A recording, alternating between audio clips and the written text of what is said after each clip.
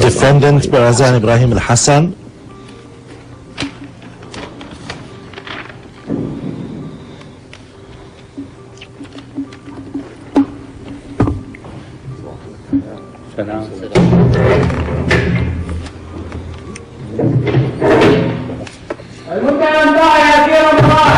Defendant Taha Yassin Ramadan.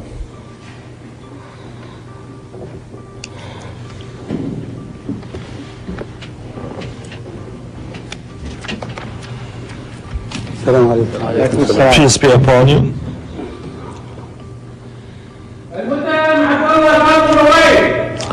Defendant Abdullah Kadhim Ruwayd.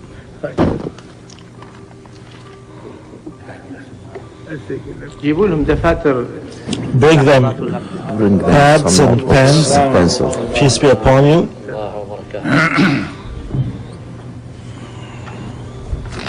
Ya Allah.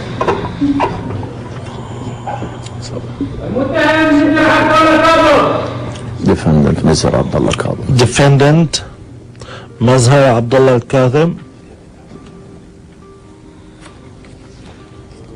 Okay, well, we're just going to reintroduce our guest who's sitting on the set with me here. Mark Ellis, you've just been saying what we're going to expect from the trial today.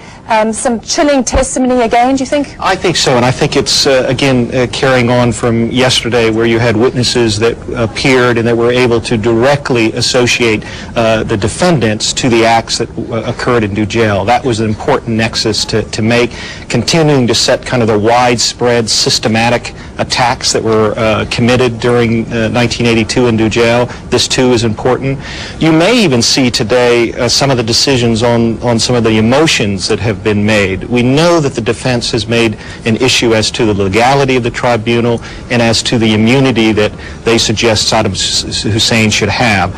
These issues have not been resolved yet, but perhaps today the court will make a decision on those as well. Because I think you touched on a very important point there. The prosecution needs to show widespread and systematic violence against civilians to show crimes against humanity, and it's that pattern that needs to be set up, basically. And it's all very well hearing these chilling testimonies, but this is a court of law, of course. That's correct, and I think that's why it's important, though, that the witnesses are being heard, first-hand witnesses, and in fact victims that are able to describe in chilling detail the acts that occurred. And these acts are all part of setting forth crimes against humanity, acts of executions, murder, torture, other inhumane, degrading treatment.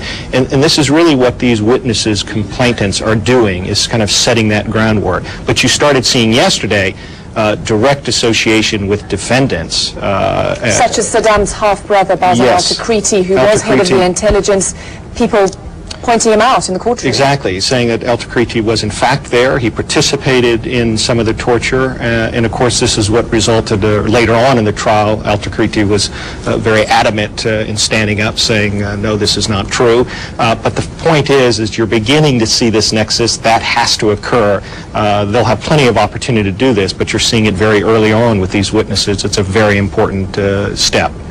And it's all very well talking about the witnesses building a case, but there's also then got to be that direct link to Saddam Hussein as well, not just the state as such. Or does he represent, as former head of state, he represents the state, and the important thing is to pin it on him in terms of the prosecutors. Well, clearly in the case itself, they're saying that Saddam Hussein ordered these acts, and so they'll continue to move towards showing, either through the witness statements or through documentation evidence that will come later, I'm certain. But they will also at the same time build this theory that Saddam Hussein was in charge, that he knew or should have known that these crimes were being committed, and even if it didn't order them, he would still be held individually criminally responsible for them. So again, it's kind of a two-track approach that they're building on this, and they're trying to connect him at least to the knowledge of these acts that occurred. Well, we are watching a delayed feed of this trial. More witness testimony is expected today. Chilling testimony yesterday. One person saying how he had his fingernails pulled out. Another person saying that he'd walked through dead bodies at the headquarters of Saddam Hussein's Ba'ath Party headquarters. These sorts of testimonies more than likely, according to Mark Ellis, to be heard today. Let's listen in to the trial. And at the time of the incident, I was 8 years I old. was 8. I only remember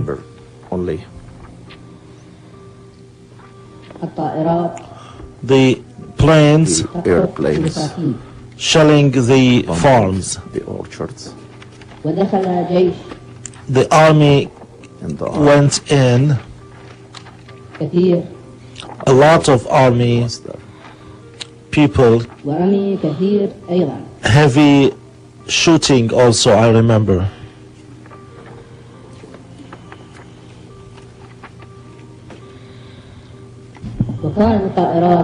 The airplanes were flying at low altitude over the area. What do you mean by the accident? Which accident? You mean They say that shooting there was a took fire? place against Saddam Hussein. Yes, go Go ahead. ahead.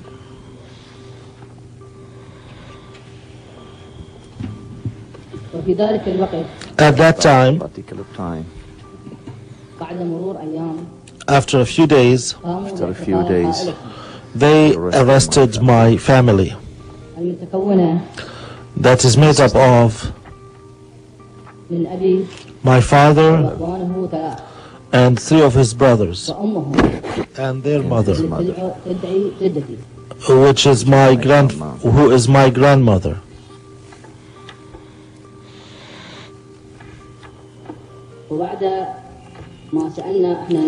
And after we asked checked the rest my uncles and others, we at that time asked about why they were arrested, who arrested them.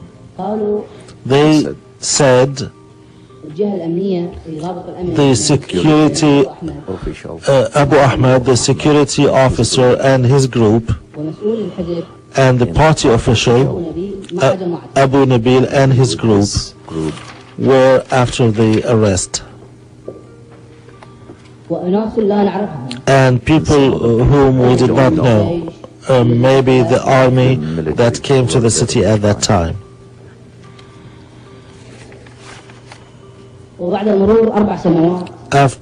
After 4 years,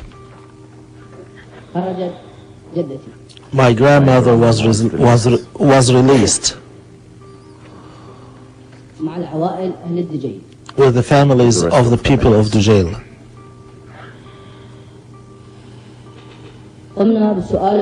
We asked her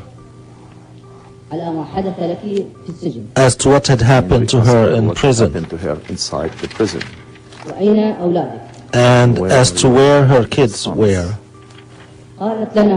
She said, I left my children in Abu Ghraib after we had been to intelligence together. a prison.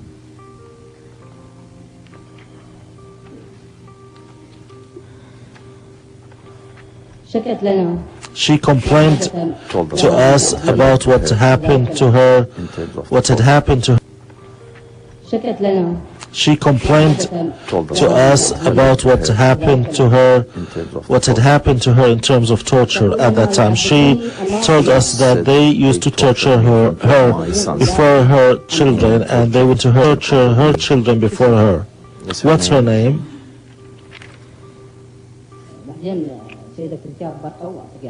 Her children before her. Give it to you. I will write down in a piece of paper and pass it to you, Your Honor.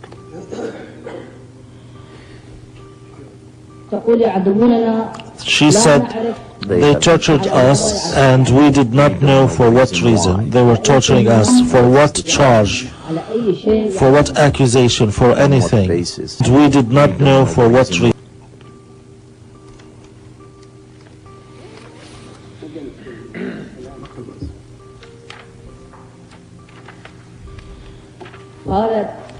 She said, Your Honor, this is not his. She said, Your Honor, this is not his. This is not his testimony. This is not his testimony. He didn't see that by his eyes. To the He is complaining. He is complaining. But she said and he said, don't interrupt him. Don't interrupt him. What he said, thank you. He is a complaint witness. He isn't plaintiff. He's complainant. You have your own feedback or comments. That's fine. I'm making a complaint on behalf of my father and uncles. They were arrested at that time.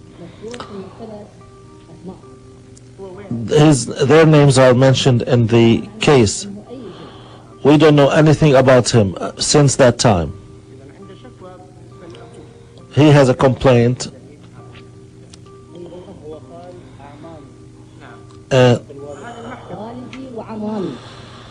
He said my father and my uncles.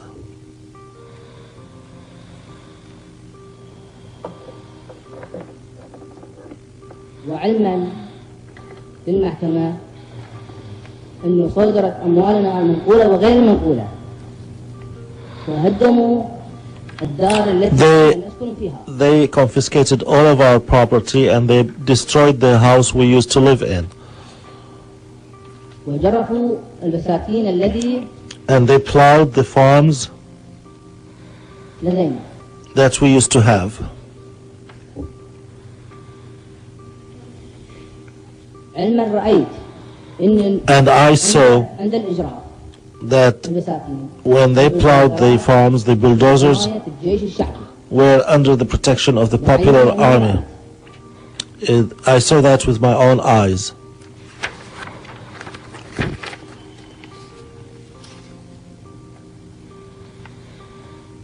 Your Honor, I'm Alita Vasilova, the CNN Center. Our coverage of the trial against Saddam Hussein and 7 co-defendants has just resumed for the diligence at that time, and I complain against Taha Yasir Ramadan because he was responsible for the popular army at that time. And I also complain against Awad al-Bandar because he was the one who signed for executing my father and uncles. I also complain against everybody that's proven guilty in this case. That's it. I request from the court to protect the witnesses and to compensate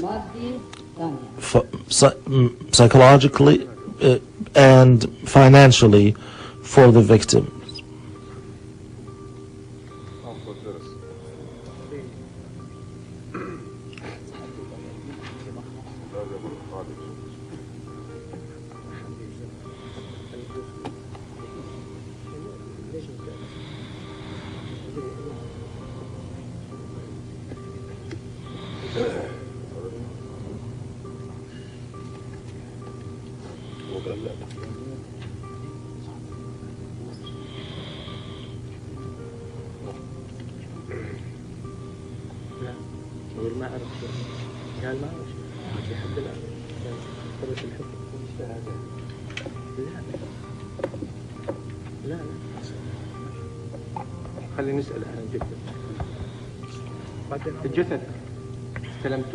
Did you receive anybody's? No, we did not. We haven't received anything. Your grandmother, is she alive? No, she died.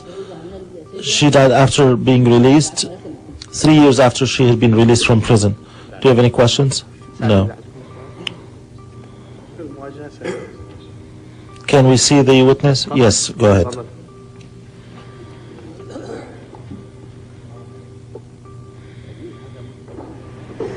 We're watching the testimony from the first witness for this day in the trial against Saddam Hussein and 7 co-defendants. Just a reminder that we're watching this video. It comes to us with a delay, a 20-minute delay. Our correspondent Anish Raman is following the proceedings from the courthouse. He is able to watch things in real time, and he joins us now to tell us about what is happening right now, an interesting development. Anish, tell us about it. Yeah, Ralitza, as I speak, Barzan Hassan al-Tikriti is asking the witness questions. What you are seeing, the witness, an 8-year-old boy at the time of this failed assassination attempt, being questioned there by the former Qatari Justice Minister, Nuaimi. The defense really pinpointing that someone of 8 years old at the time does not have the memory with